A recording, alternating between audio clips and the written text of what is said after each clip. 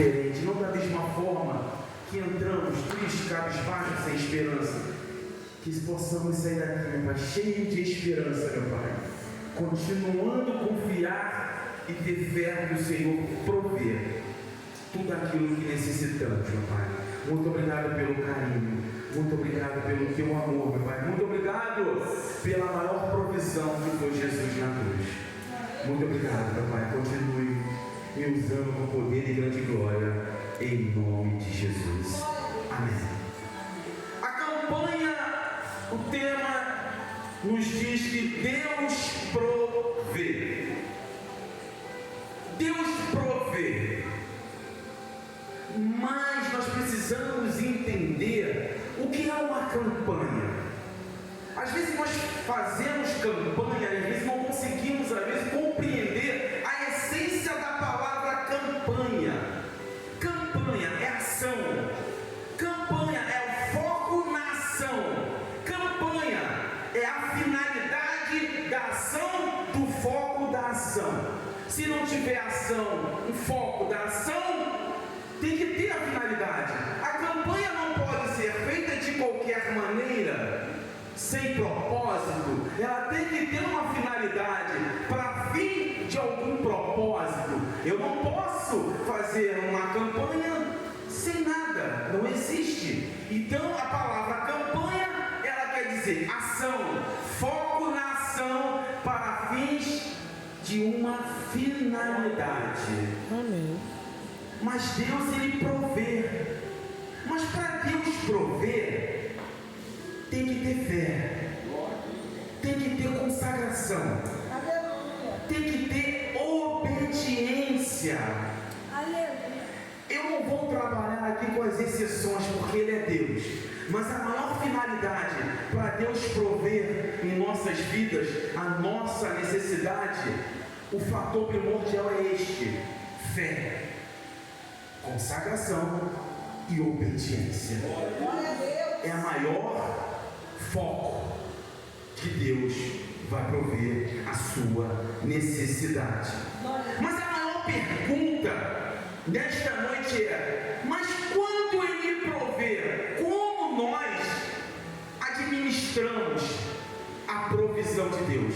O que fazemos quando Deus nos dá a bênção daquilo que nós pedimos e necessitamos? Quando está na sua mão, na minha mão, como administramos isso? Administramos bem ou não? Ou deixamos as nossas bênçãos sair pelos dedos?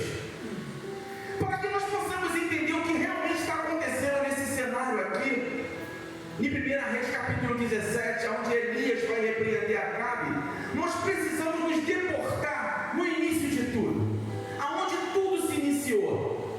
Salomão, Reino Unido, começou com Saul, desobediente. Depois veio Isbosete, filho de Saul, o Reino Unido. Israel e Judá, Reino Unido. Depois vem Davi, segundo o coração de Deus. Davi morre e assume Salomão. 20 anos aproximadamente, segundo vai dizer alguns comentaristas. Ele assume, tem um grande êxodo no seu reinado.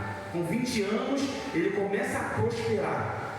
Ele vai muito mais além do seu pai. Ele se tornou o homem mais rico, se tornou o homem mais sábio. A sua herança, sua riqueza não tinha fim. Era um homem admirado por todos pela sua sabedoria. Em 2 Crônica, capítulo 1, versículo 11, vai dizer sobre a sabedoria de Salomão.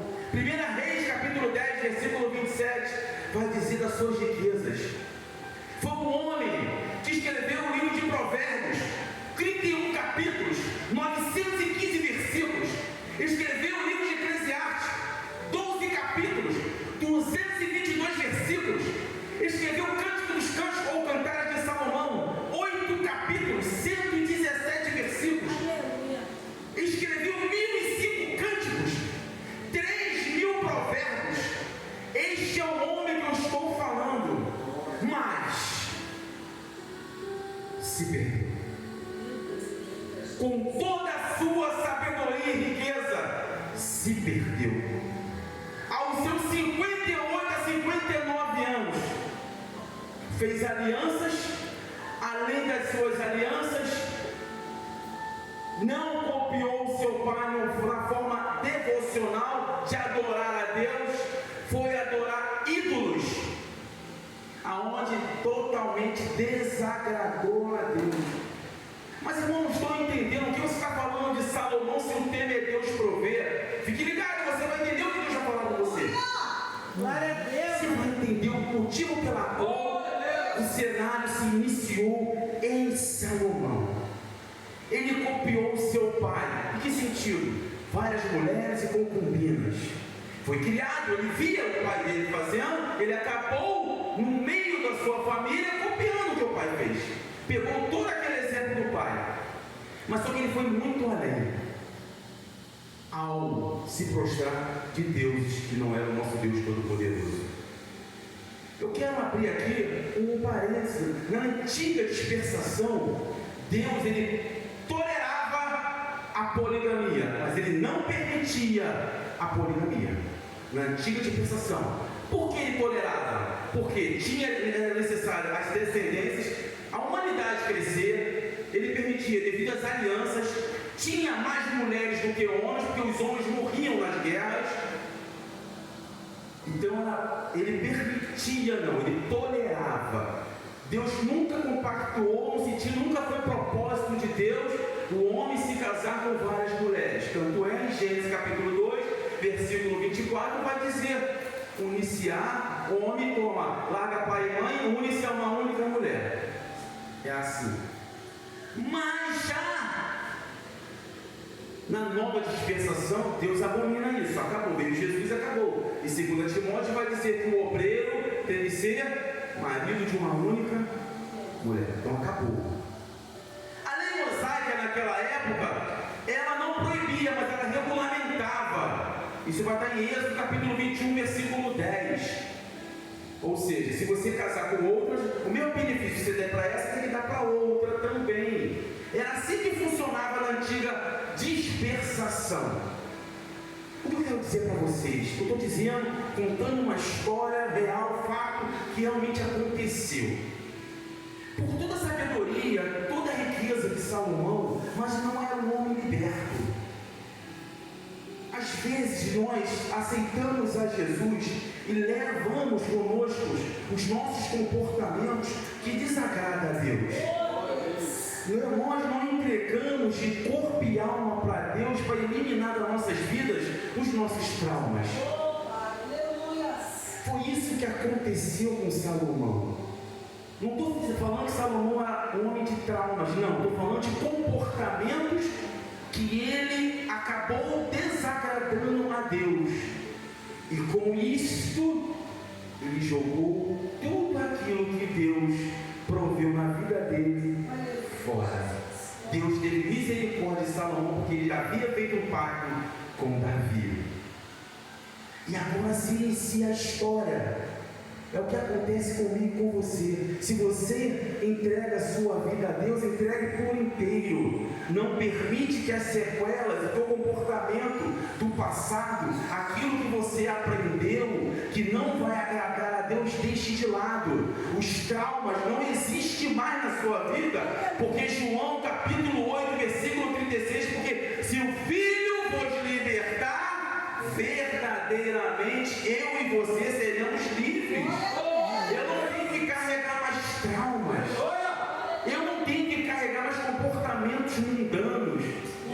Porque se eu continuar carregando coisas que desagradam a Deus, comportamentos que vão desagradar ao nosso Deus, quando Ele vai prover, no decorrer da sua história, vai aflorar.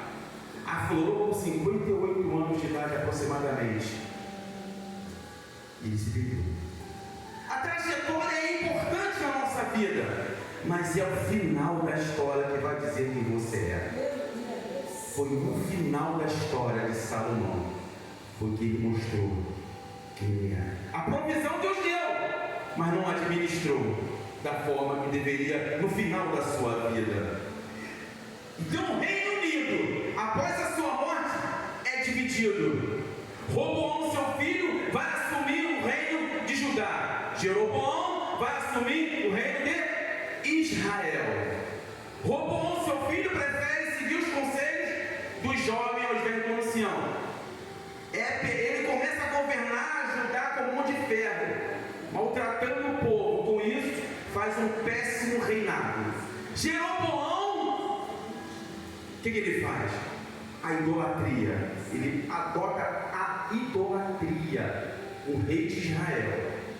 E não para por aí. Aí vem Bazã, vem Nadab, aí vem Onri, que é o pai de Acabe. Então todos eles, a grande maioria, tiveram um comportamento horrendo, comportamento que não agradou ao nosso Deus. O que eu estou querendo dizer com isso? Porque a Bíblia não diz, mas me permita conjecturar. Os comportamentos, quando você começa a ler a história dos reinados, tanto de Judá como de Israel, foram praticamente imitando o rei Salomão. A idolatria, as prostituições.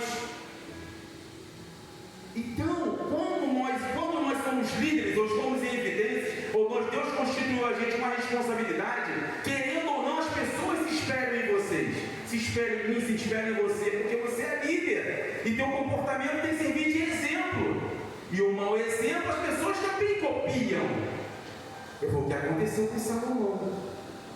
Aí vem rei Acabe, agora entrando na história. Onri, seu pai, morre, que criou a capital de Samaria, samaritanos. Acabe assume, faz um pacto de uma aliança com Etibal, que é pai de Jezabel. Jezabel, uma mulher idólatra, adora o deus cananeu Baal. Mas quem é Baal? É o deus da chuva, é da fertilidade. E isso chegou a desagradar tanto a Deus, é onde entra o profeta Elias.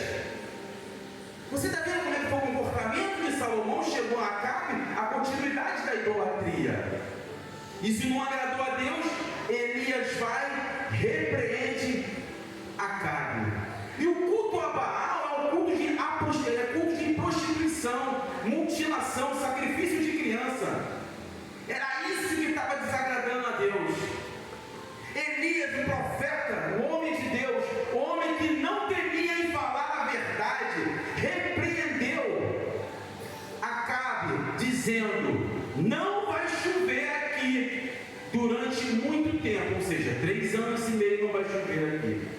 Mas ainda não era a palavra de Deus, ele estava só reproduzindo Deuteronômio capítulo 11, versículo 16, quando Deus fala para o povo: se vocês adorarem outros deuses, que não seja eu vou fechar o céu, não vai chover. Então Deus está cumprindo aquilo, Elias está falando aquilo de Deuteronômio, deu o recado, ou seja, trazendo a memória.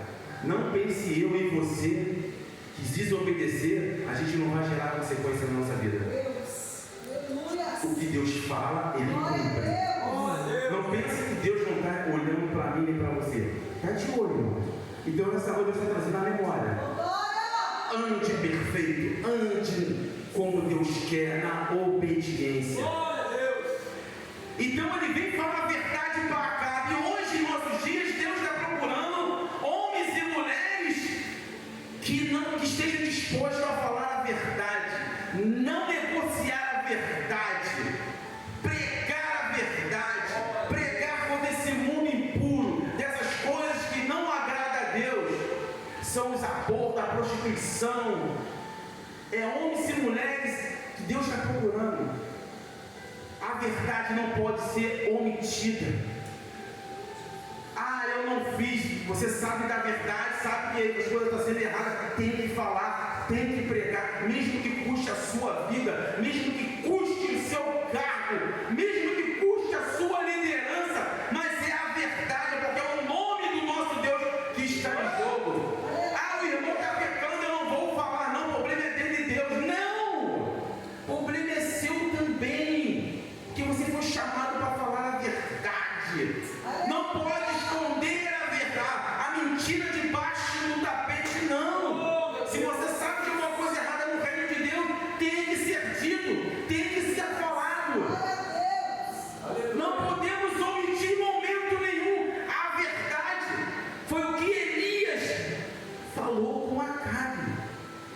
verdade. Após isso, veio a palavra de Deus a Elias, porque Deus fala, Deus amém, e protege e cumpre. Elias, sai daí, vai para Querite, no ribeiro de Querite, que lá você vai comer, e os corvos vão te sustentar. A palavra de Deus é viva e eficaz, é a palavra de Deus que liberta. Foi a palavra de Deus nesse momento que falou para Elias, porque quando Deus fala, até a morte obedece. Corvos é animal impuro, como diz ali em Levítico. Corvos são animais impuros. Ainda assim, esses animais alimentavam Elias. É a palavra de Deus. Precisamos obedecer a palavra de Deus. Ele obedeceu a palavra de Deus. Por ele ter obedecido a palavra de Deus, Deus deu a provisão a ele. O alimento, não deixou faltar a água, não deixou faltar o alimento. Porque ele ouviu e obedeceu. Como eu havia dito no início, que a campanha, que a provisão é fé, consagração e obediência. Então nós precisamos obedecer a palavra de Deus. Quer uma provisão na sua vida? Tem que obedecer a palavra de Deus. Porque Deus, ele não age na nossa lógica, não. Jamais. Às vezes as pessoas, por que as coisas acontecem dessa forma? Porque ele é Deus, ele é sobrenatural, ele sempre vai agir da forma ilógica. Como aonde eu vou imaginar que um corvo vai alimentar um profeta? Humanamente falando, é impossível.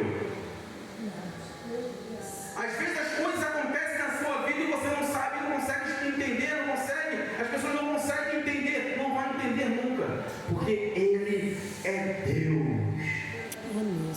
Mas o ribeiro secou. Ribeiro significa o ciclo onde ele estava fechou. Vai chegar um momento da sua vida que esse ciclo vai fechar, porque você precisa passar por uma outra etapa da sua vida.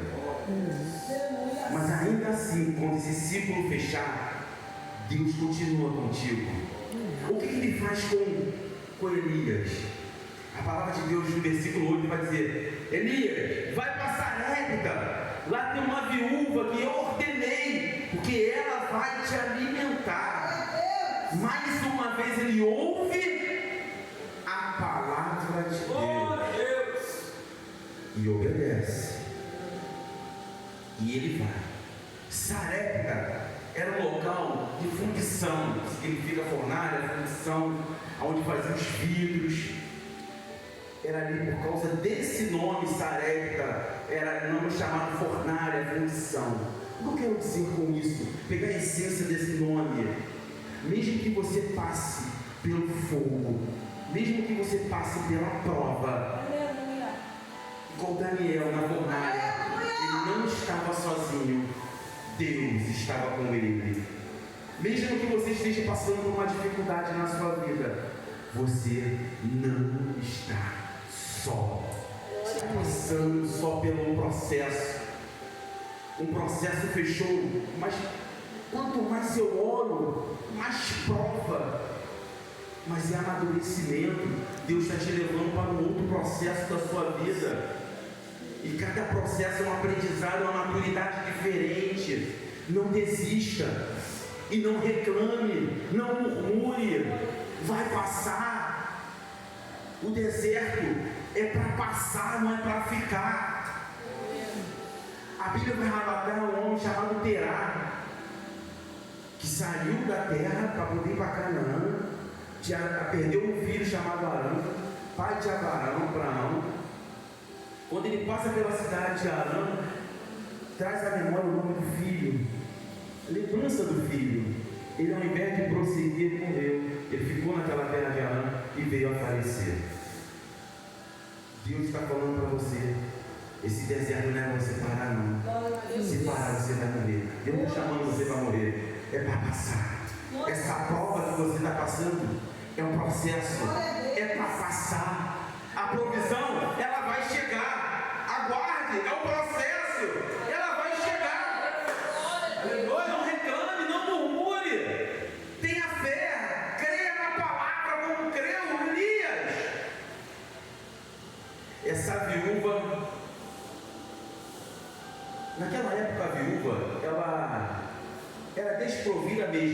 ela precisaria ser sustentada pelo filho. Imagine, um homem recebe uma palavra dizer que uma viúva vai lhe sustentar se ela precisa ser sustentada. Mas ainda assim ele não questionou, ele foi. Ao chegar na viúva, ele conversa com ela, e é interessante que o diálogo ela fala que não tem nada, mas ainda assim o que ela tem, ela confiou. O que ela tinha, ela confiou. Deus está falando comigo e você, nós que precisamos confiar. Por mais que você e eu não conseguimos ver uma solução, uma esperança na nossa vida, porque nós estamos rodeados de problemas, rodeados de aflição, desesperança, mas ela confiou. Ela vai dizer que só tinha para ela o filho dela depois morrer, mas ainda assim ela confiou na palavra do profeta. Aleluia! E o que me chama a atenção, que Deus ele trabalha no pouco. No pouco.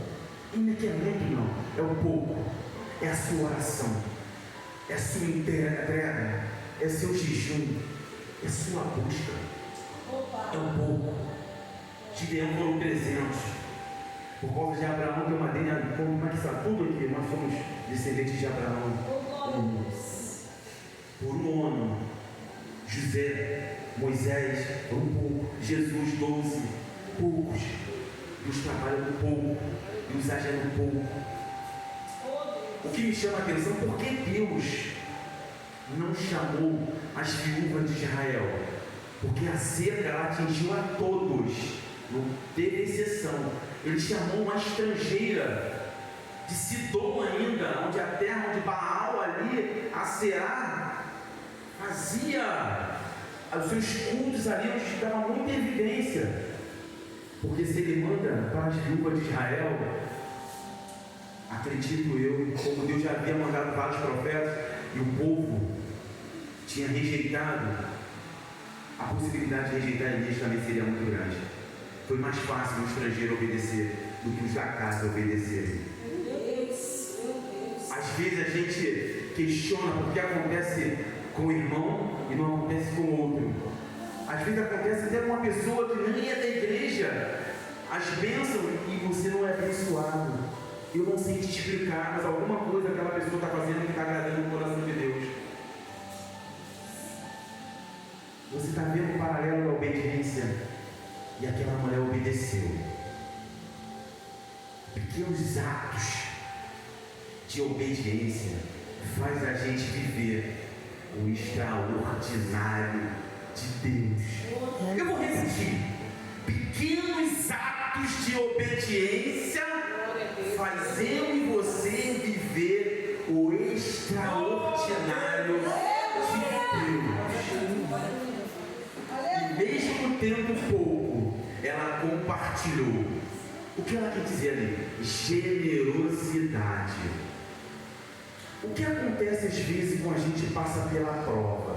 Quando a gente está numa situação de bonança, a gente não nos preocupamos. E nesse momento que a gente está com uma situação boa, a gente não é generoso àquelas pessoas que precisam da nossa ajuda e da nossa bênção. Entendemos, irmão? Deus não vai mais lançar nada do céu. Deus vai usar pessoas, eu e você, para abençoar pessoas e ser abençoado. Eu costumo dizer, se eu quero que as pessoas sejam generosas comigo, eu tenho que ser generoso. Às vezes, a pessoa, uma família, você consegue perceber que ela está passando por uma dificuldade e você tem até a condição de dar uma cesta básica, mas você só vai levar 1 quilo. Ninguém come 1 quilo só. Você, quando estava na prova, você queria cesta básica, você não queria 1 quilo. Se você quer ser generoso, quer que pessoas ajam com generosidade com você, temos que ser generosos. Ela deu tudo o que ela tinha. Tudo. Quem é mãe aqui vai entender o que eu vou dizer agora. Entre seu filho e um estranho, prevalece quem? Meu filho. Você daria aquilo, tirar da boca o seu filho para dar para o estranho? Mas Deus falou com ela. Não sei de que forma, porque como você leu o versículo fala, ordenei uma viúva te sustentar. Ou seja, Deus de alguma forma falou com ela. Em sonhos, visões, eu não sei. A Bíblia não me dá respaldo para me adentrar na informação, mas ela me dá respaldo para me conjecturar. Vai um filho meu chamado Elias, você vai sustentar ele. Deve ter sido assim. Quantas vezes Deus falou comigo com você para você abençoar e nós não abençoamos? Eu só tenho isso aqui, não dá para me dar não. Meu Deus! Só tenho isso aqui, não dá para me dar não. Cadê a generosidade? Ela não deu tudo, entenda. Ela deu a primeira parte para o profeta. No distante, ela dividiu. Porque muitos pregam que ela tem que dar tudo. Não, é um pouco. Dividir. Foi dividir. Mas o que me chamou a atenção foi a prioridade que ela deu para Deus, que ela deu para o profeta. O que tem sido a sua prioridade? O que você tem priorizado no reino de Deus? Você tem pedido, tem feito campanha, mas você já conseguiu fazer uma autoanálise do que você está fazendo para agradar ao nosso Deus? Uma campanha como essa, aqui ninguém está falando que nós temos que barganhar Deus. Eu vou dar um salário mínimo e vou receber 2. Não é isso. Não estou pregando teologia da prosperidade, porque Deus, Ele conhece o seu ato, Ele conhece aqui o seu coração. Quando se levanta uma campanha, é porque Deus vai prover ou não a sua necessidade. Ele é Deus, não tenho que barganhar. Mas eu tenho que entender como se levanta uma oferta, como se levanta um dízimo. É para a obra de Deus, para que a casa de Deus seja generosa para aqueles que adentram aqui precisando. Se eu tenho e não dou, eu não estou sendo generoso. Cadê a minha prioridade? Mas eu quero prioridade. O dízimo é minha prioridade. Eu tenho que, não é dar, é cultuar, é eu entender que a casa de Deus precisa se manter. É uma luz separada, um ventilador, é coisa de consciência e entendimento, não é troca. É aqui que nós estamos reunidos aqui, então precisamos, mas às vezes temos e não priorizamos. Priorizamos outras coisas. Priorizamos a pizza. Não quer dizer que não possa comer pizza, não é isso. Mas existe, às vezes, aquela prioridade que é a casa de Deus. O primeiro de Deus. É a primícia do Senhor. É Deus te colocando à prova. Ele não precisa do seu dinheiro. Ele não precisa nem nada meu e seu, nada disso. Ele quer saber como é que está a sua prioridade, seu coração a respeito da obra dele. Foi o que essa mulher fez. Ela priorizou Deus. Ela priorizou o profeta. Você quer provisão na sua vida? Eu quero. Faça uma autoanálise do que você está fazendo na sua vida mediante a Deus. No versículo 12 me chamou a atenção. Deus falou comigo no versículo 12 que ele fala ali que ela só tinha farinha. A farinha é a matéria-prima que faz o pão. A Bíblia vai dizer que Jesus é o pão da vida, é o pão vivo que desceu do céu. O azeite é o Espírito Santo. Ela disse 2 gravetos. Ela fez questão, se você se ater a mensagem no versículo, ela fez questão de falar 2 gravetos.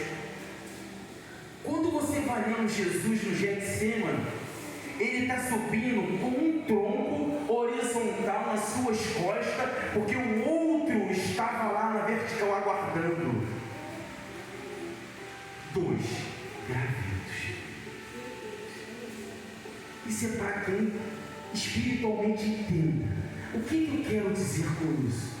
Jesus já estava no problema dela, mas só que ela não conseguia enxergar Jesus. Jesus já está no seu problema, só que o problema, às vezes, você está dando mais ênfase ao seu problema do que para Jesus. Ele sabe do que você está passando, Ele sabe do que você está vivendo. E às vezes, tem pessoas que precisam enxergar Jesus. Tem pessoas que estão passando tanta dificuldade, mas Jesus quer usar a mim e você para mostrar para essas pessoas que existe uma solução no problema dela. Jesus estava já com a viúva de Sarepta ali. Quando a Bíblia me dá esse respaldo da farinha, matéria-prima que faz o pão, aí você vai nos evangelhos, realmente, pão é Jesus, azeite Espírito Santo, os gravetos, quando você faz a analogia lá da cruz, realmente foram 2 troncos simbolizando esses gravetos. Chamando a atenção para o evangelismo. Tem muitas pessoas carentes querendo ouvir Jesus.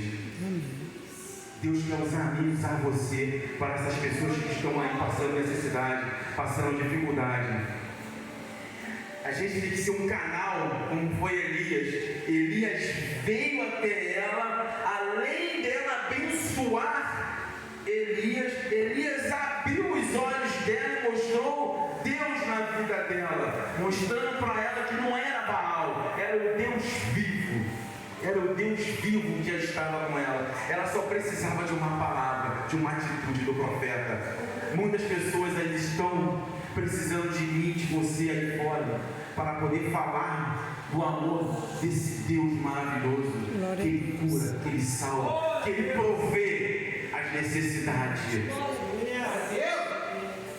Está precisando dos nossos olhos. Muitas pessoas estão precisando do meu olho, dos seus olhos, para enxergar Jesus na vida dela. E uma coisa eu quero dizer para vocês: Deus, Ele provê a minha e a sua necessidade, mas que possamos sair daqui entendendo, mesmo se Ele não vier a prover, Ele é Deus. Ele tem que ser Deus. Eu não tenho que me afastar de Deus porque Ele não está dando a provisão que eu quero. Ele vai dar aquilo que Ele acha que você merece, que eu mereço, porque a maior provisão Ele já deu, foi a cruz do Calvário, a vida eterna. Glória a Deus. Glória a Deus. Então eu não tenho que reclamar, porque a maior provisão Ele já me deu. Ele te dá o necessário, sim, mas na medida que Ele acha que você vai merecer. Não quero falar de exceções, porque Deus é Deus. Estou falando da razão, fé, consagração e obediência. Segunda Crônica, capítulo 7, versículo 14, vai dizer: se meu povo, que se chama pelo meu nome, se humilhar, esforço, orar, ação, se converter, foco da ação, e me buscar, Deus vai ouvir. É a finalidade, Ele vai ouvir as suas orações. Quando você tiver ação, quando você tiver foco e a sua finalidade, se humilhar, orar, buscar, Ele vai ouvir você. Não desanime. Aleluia! Deus, Ele está no controle da sua vida. Glória a Deus. Eu não sei de que forma você entrou aqui, mas Deus sabe. Ele está no controle da sua vida.